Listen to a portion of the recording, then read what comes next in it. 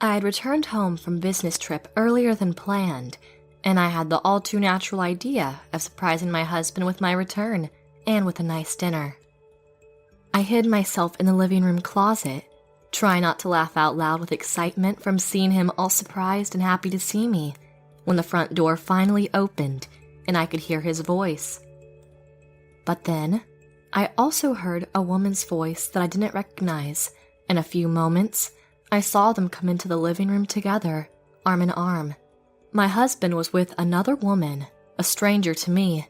At that moment, I realized that everything was a lie, and what was going to be a surprise became revenge. I was never going to forgive him, and he was going to pay well for his actions. How could he betray me, his own wife? Prepare yourself, darling, for what might be your last few seconds of precious life.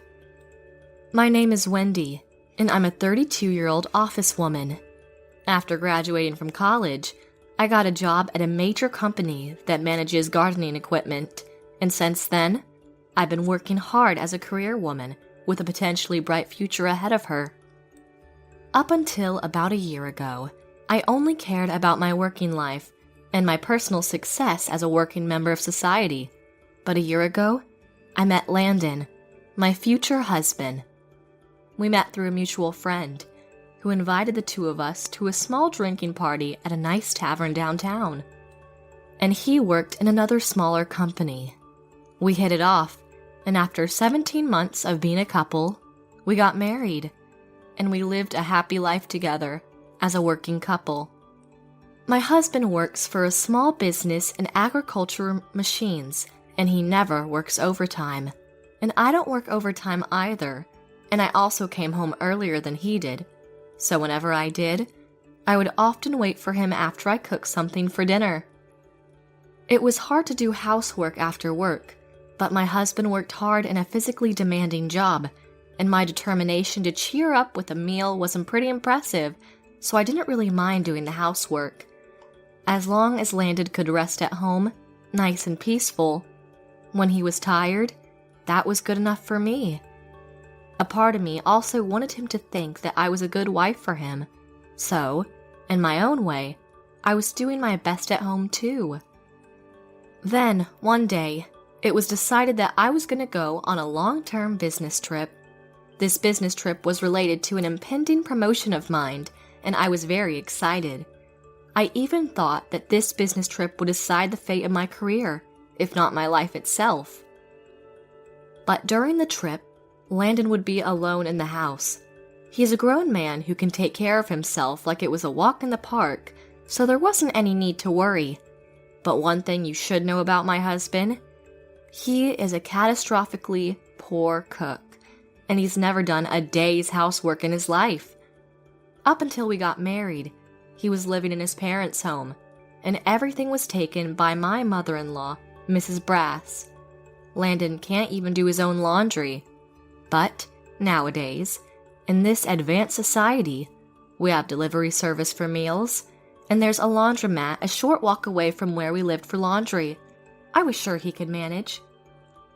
And while I was on my business trip, my husband was going to celebrate his 34th birthday.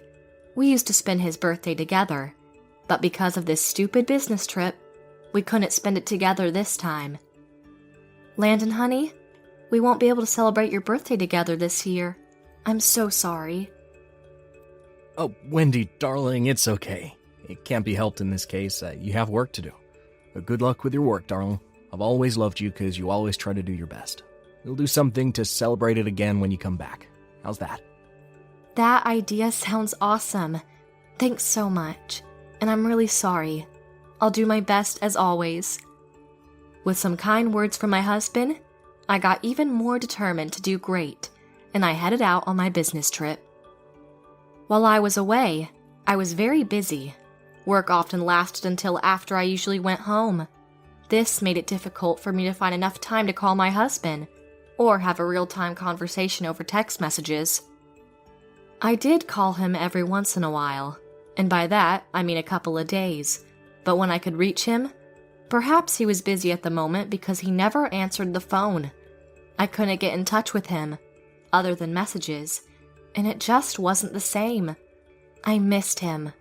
But Landon had sent me off with his great words of encouragement, so I focused on working hard to land that big promotion. My hard work paid off in the end because I finished a little bit early, and that meant that I could go home from my business trip a few days earlier than scheduled. I was so happy. I was able to come home on my husband's birthday, even though I told him I couldn't make it because of this business trip. I had the all-too-natural idea of surprising my husband with my return and with a nice dinner on the day of his birthday. The plan was that I would leave work early on his birthday and bring home Chinese food and a nice birthday cake for him and the wallet he wanted as a present. I had it all ready. I could only imagine how happy he would be to see me back home on his birthday. Just envisioning the look of surprise and excitement he would surely have on his face made me so eager to hurry up and get home. I arrived home long before he always did. That night would probably be the same as always. He would be home by 6 p.m. To surprise him, I hid in the living room closet. But even after 6 p.m., he still wasn't home. I wondered if it might be because he was celebrating his birthday with a bunch of his colleagues, and as I slowly began to be convinced that's what he was doing, I felt grateful for his friends. But I still wanted to see the look of surprise and excitement on Landon's face, so I didn't call it a night, even when it was after 6:30 p.m. I remained in the closet and waited for the familiar hum of his car. I was pretty tired from my long and tedious business trip where I spent an ungodly amount of time in front of papers and computer screens, and before I knew it, I was fast asleep. I only realized I was when I woke up a few hours later from the sound of a rumbling car engine. I opened the closet door slightly, and through the window, I saw the signal lights of the car scintillating. My husband had come home at last. I quietly closed the closet door and waited for him for another few minutes. I heard the front door open, and the familiar sound of Landon's business shoes echoed through the house. I had a good time today. Thank you for the delicious dinner. It was delicious, wasn't it? It was nice to spend your birthday with you, sweetie. Why in the goddamn world of ignorant bliss did I hear a woman's voice? One that I didn't recognize, in any case, and that sounded suspiciously young. I was so upset, but I tried not to make a sound in the closet. Seriously, I can't believe how happy a simple business trip could make me. I feel like every day I get to spend with you, Clara, I'm undoubtedly the happiest man in the world. It's actually insane how great I feel right now. Thank you, sweetie. I love spending time with you too. I can't help but feel sorry for your wife, but I always tell myself that it can't be helped. It's okay, darling. I'm only married to her for her money. You're the only woman I've ever loved. Am I really? Are you seriously only married to her because she's got bags of money stashed away? I know it'd be so hard for me when I discover my own loving husband says things like that about me. There's nothing good about her except for her money. Literally the only thing she has going for her. And they got ridiculously excited as they piled on the bad things about me. I was shell-shocked, but unknowing of my presence in the room, they went on talking shit about me, laughing all the while. I always have an amazing time with you, Clara.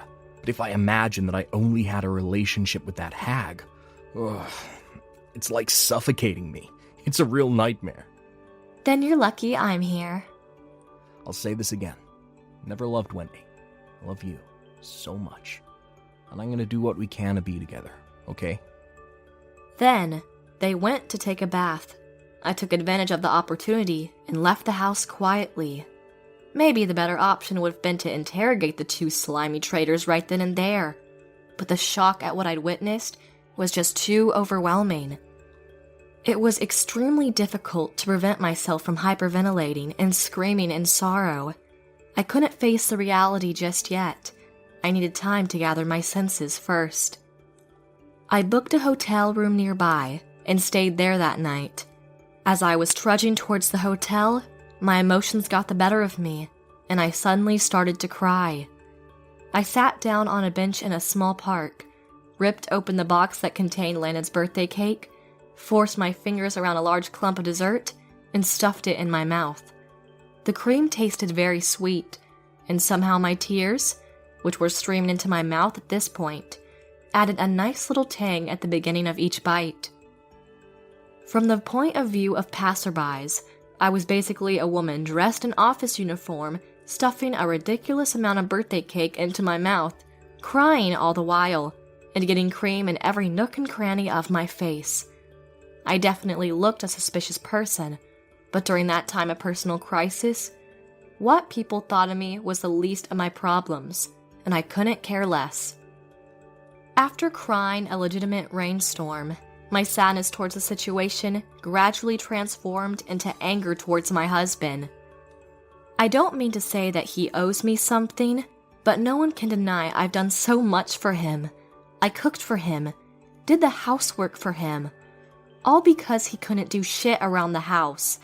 And when he told me there was something he wanted, I went and actually something nice for him. I got him a birthday present that cost thousands of dollars, and he was still willing to cast me aside as an ATM machine and never accept me as the one he chose to spend the rest of his life with. Call me a money grubber, will you? Well, that doesn't come for free, my dearest.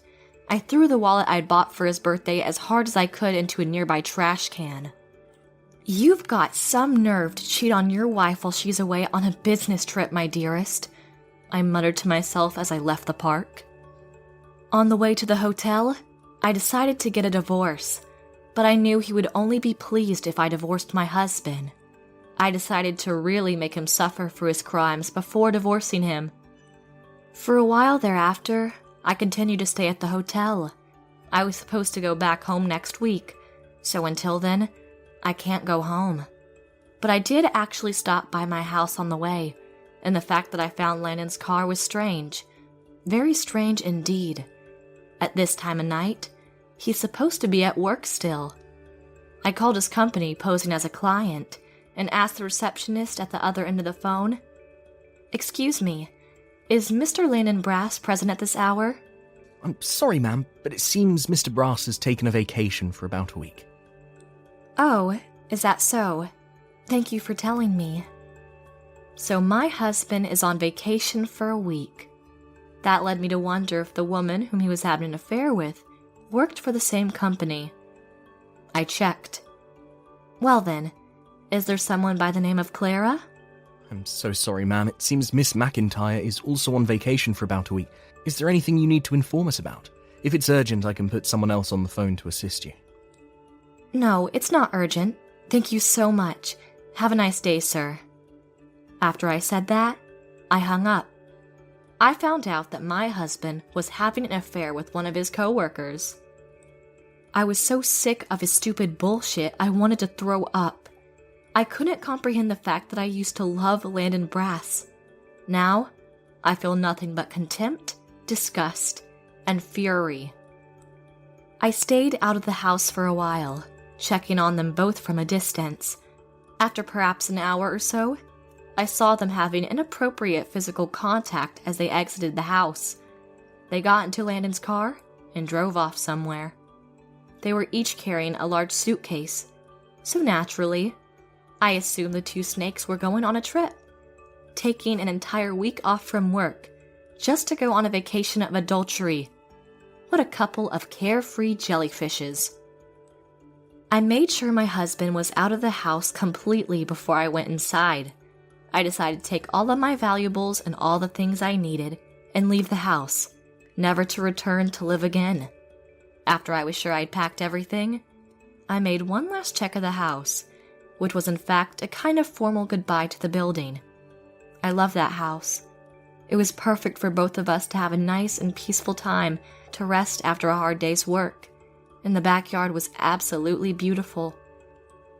Landon and I were going to build a life together, and the first step was buying this house with most of what we'd saved up. It was not a new house by any means, but considering the fact that I was going to live in it with the person I loved, it was the best house I could have asked for. But now, I was living in it with a traitor, and I didn't feel comfortable at all. My biggest desire was to leave that house as quickly as I could.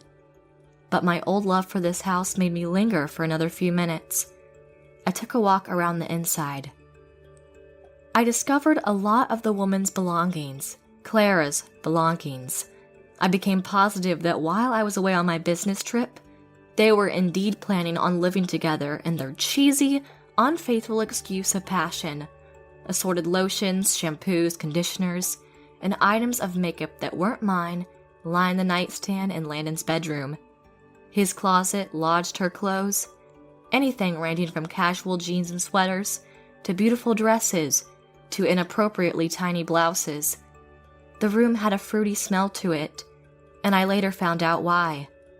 Landon's old bed sheets, which were now nowhere to be found, had been thrown away, probably, and replaced with new, orange-scented ones. When I saw all this, I was beyond angry. I was utterly mortified.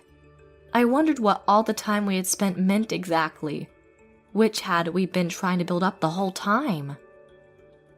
I left the house and first went straight to a trusted lawyer who helped me prepare for the divorce, and then I went to a detective agency to gather evidence against the affair. When I went to the house the second time, I probably should have taken pictures of the evidence, but I felt like if I took pictures with my phone, the scene would burn itself into my mind in the worst way possible, and I didn't like it. Additionally, I couldn't stay in the hotel forever, so I rented an apartment that could accommodate a tenant for a month at a time. That's where I put all the stuff I'd packed and taken away with me when I left the house. I had to find a new, bigger, better place to live. By this time, I had already made up my mind on getting a divorce, and nothing was going to change my mind. I no longer had any love for Landon Brass, and he was dead to me. But something told me it wasn't enough. Of all the pain he had caused me, I have to pay him back with pain tenfold. Otherwise, my gut would never be satisfied, nor would it ever forgive me for backing out. As I went about my work as usual, I waited for a call from the detective agency, and I got a phone call from at what was quite possibly the best time ever. They said they had accumulated enough evidence, which was excellent news. I asked them to keep that evidence in a secure place while I went back to my husband's house. There was a car parked outside, so I knew he must have returned from his trip of adultery. After I confirmed he was inside the house, I headed to the cake shop and bought a cake before I went back to my husband's house. I unlocked the door and I quietly entered the building. I made sure he was not in the living room and then proceeded to approach his bedroom door. As I got ever closer, I could hear my husband and the woman known as Clara McIntyre, whom he was having an affair with, inside. I held up the box that contained the cake, opened it up quietly, took out the dessert, set the box aside in the corridor, and burst into the room. "Happy birthday to you! Happy birthday to you!" My voice startled them both, and their faces expressed the purest shock I'd ever seen. It was priceless, and I wanted to laugh, but keeping a straight face here and going through with the plan was key. Ignoring the ridiculous faces, I kept on singing. "Happy birthday, dear traitor! Happy birthday to you!" Once I finished singing, I threw the entire cake at my husband as hard and as accurately as I could. The dessert landed with a satisfying splat all over his naked upper body, and some of the cream flew into the naked woman as well. "Hey!" What the frick are you doing, Wendy? "What the frick am I doing? Well, look who's talking. And what do you think you're doing, eh?" Well, I mean... Wait, I didn't know you were home already. Why the hell didn't you call me? Why didn't I call you? Listen, buddy, I'm about to clue you in on the truth here. I was already here on your birthday. I hope I didn't say anything more to help you understand. Oh my god, there's no way. My husband's mouth started to spasm, and his darling lover must have been more speechless than he. Her mouth gaped open, and gave me the impression she physically couldn't get it shut. I think you just stole my frickin' line, Mr. Brass. There's no way I'm seeing any of this right now. Could you explain to what exactly it is you're doing? Well, this is... What does you know about this place, madam? This is my house, you know. Well... Perhaps my sudden intrusion really did the job to leave them catatonic. They were visibly upset, and they were not answering any of my questions. I'm only a money grubber after all, and this lady is the only one you love, right? Well, I have just the remedy for that. From now on, you will pay me back all the money that you stole from me. I'm going to demand alimony from you, and you better pay me back every single penny you owe me. No sooner had I uttered the word alimony than my husband gasped, and then I looked at the woman whom he was having an affair with. She was shaking. Well, don't just stay there where you are in that uncomfortable position. Get down on the floor, on your knees. I'm sure you'll feel a lot better that way. The moment I told her so, they both rushed off the bed, kneeled before me, and bowed their heads towards the floor. I'm sorry, I was having a little bit of fun with her. Since you were away working, I missed you, and the loneliness was getting to me. Yes, that's all true. I have a husband myself, but he never pays any attention to me, and I was in desperate need of someone who appreciated my company. Exactly, and we were actually talking about ending things right when you barged in, Wendy. We were just saying goodbye to each other. Yes, we were. We both agreed it wasn't good for the ones we chose to marry originally. We literally just broke up, Wendy. Cheaters, liars, backstabbing traitors. I'm pretty sure all of these things describe the same two people. Let's see who can guess the right answer. I heard you two outside earlier, loud and clear. Bullshit, you were talking about ending things. What you were really talking about was taking a 2-week trip to Japan next. You've got to be kidding me. How did two people stoop to such low humanity, damn it? That's what I said, and both he and the woman went deathly pale, indicating I'd hit the nail on the head. You guys are such assholes. I already mentioned I heard you guys talking shit about me the night of this bastard's birthday. With me having this much knowledge about what you think about my frickin' existence, you really think I'm gonna whatever horseshit excuse your bird brains come up with? I'm sorry. I admit that I cheated on you, and I deeply apologize. I hope you can forgive me. Just because you act all responsible and innocent right now, doesn't mean you're any closer to being forgiven. I'm sorry, I really am. I really do believe that what I did was wrong. Divorce me. Now. Please don't say such things, Wendy. Really, it was just for fun. Ma'am, on behalf of Landon, I'm begging you, don't divorce him. Please. The name's Clara, right? Who are you to talk to on behalf of Landon Brass? Don't you dare forget that you're eligible for paying me alimony too, eh? But I was just having an affair. It's not like we were married, Landon and I. I don't think the law states that you can demand alimony from me because it was just fun and games. I don't believe this. Tell me what exactly is your IQ score? I'm just dying to know. Of course I can legally demand alimony from you. You knew the man whom you were with was married to another woman, and yet you went on with the affair, hoping to get something nice out of it. Newsflash, lady. Nothing nice comes out of unfaithfulness. I was so stunned that this woman was pretty much claiming that the sun was basically the world's largest pizza in the entire state of Mexico. I couldn't believe I'd lost my actual husband to a woman with zero common sense. I want a divorce. I've already hired a lawyer, so if you want to know more about the demands, you'll hear about it from him. I've also been to the detective agency, and they acquired a lot of solid evidence of your stupid affair. If you're thinking of uttering excuses to get yourself out of this, don't frickin' bother. It doesn't make any sense, for one thing. And second, you'd be digging your own grave. You can't be serious. I don't want a divorce. I don't want a divorce. You even said you didn't want to talk to me. Being around me was enough to get you disgusted enough to want to run the frick away from this place. I don't know how you expect us to live with ourselves as a married couple. Now, that the relationship is ruined. Oh wait, of course, I'm the money grubber, so you literally need me in order to survive, right? No, that's not it. Oh, darling, it's a shame, because this year, I actually got you that luxury brand wallet you've been wanting for quite some time. I had it, ready for you, and I was gonna give it to you. Now, it's in the trash. No, there's no way you... Maybe you should have stayed true to yourself. Goodbye. That's all I had to say, and I left them with their grief and shame alone in the house. Thereafter, Mr. Brass tried calling me a few times, but I ignored them all. I left everything to my lawyer.